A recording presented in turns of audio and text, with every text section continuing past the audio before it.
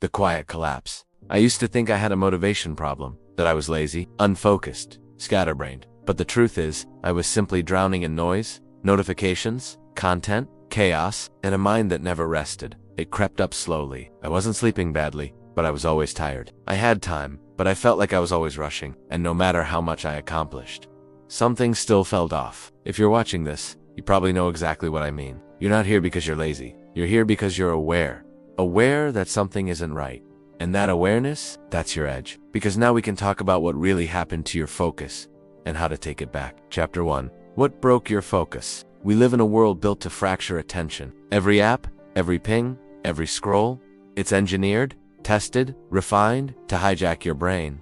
Focus didn't die because we got weaker. It was stolen bit by bit and swipe by swipe. At first, it was just checking my phone in bed. Then it became mid-conversation. Then while trying to write. Then, constantly. Even in silence, my brain was loud. And that's the thing. Silence started to feel unbearable. My attention span didn't vanish. It got overwritten. I remember trying to read a book and zoning out every paragraph. I'd open a new tab before finishing the sentence I was typing. Everything became a trigger, a loop, a dopamine drip. This didn't happen overnight. It was subtle. But eventually, I could feel it. I couldn't hold the thought for more than a few seconds without craving some hit of novelty. Chapter 2. The cost of distraction. Let's talk about what this actually costs you. Beyond wasted time, distraction robs you of depth. When your focus is shallow, your life becomes shallow. Conversations feel rushed. Creativity dries up. Work feels like noise. I remember working 8-hour days and finishing with nothing meaningful done. Not because I was slacking, but because my energy was splintered across 1,000 inputs. The notifications, the background noise,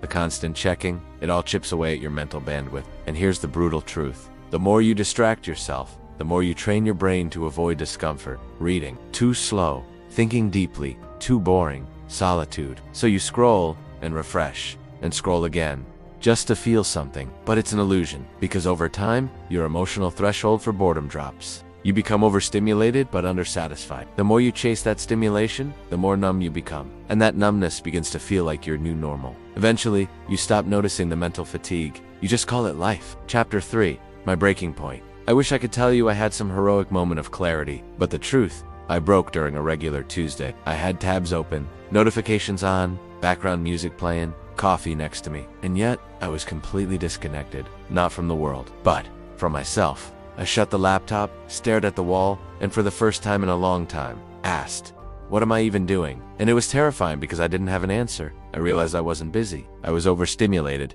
and I wasn't tired. I was distracted. That's when it hit me. Distraction wasn't my problem. It was my escape. I used it to run from the stillness, from the voice inside that was asking harder questions. But here's the thing. The moment you finally sit with that silence, it starts to speak back. It tells you what you really want. It reveals the tension you've been avoiding. And if you're brave enough to listen, that's where change begins. Chapter 4. How I started reclaiming my focus. I didn't fix my focus overnight. There's no magic app, no single productivity hack.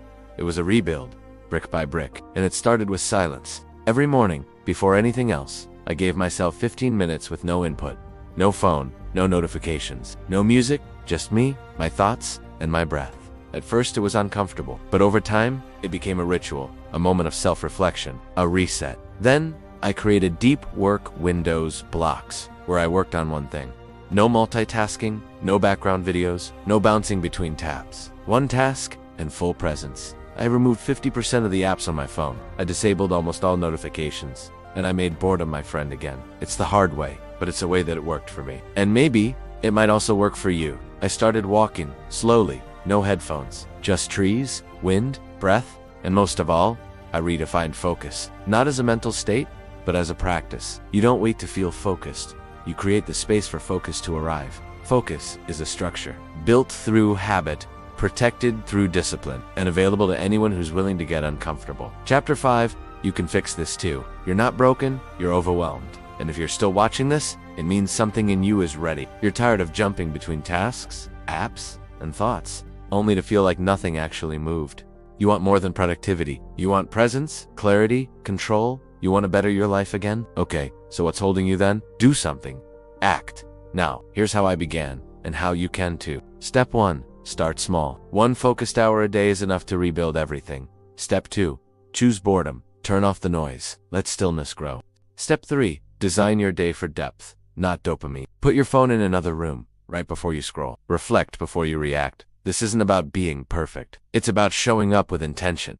Focus is not a gift. It's a choice, repeated daily. And the first one, you just made it. You're here. You're aware. You're ready for what's coming to you. You are already making a bigger progress than you think. And one more thing, don't forget to be grateful about the progress you already made. Keep that in mind.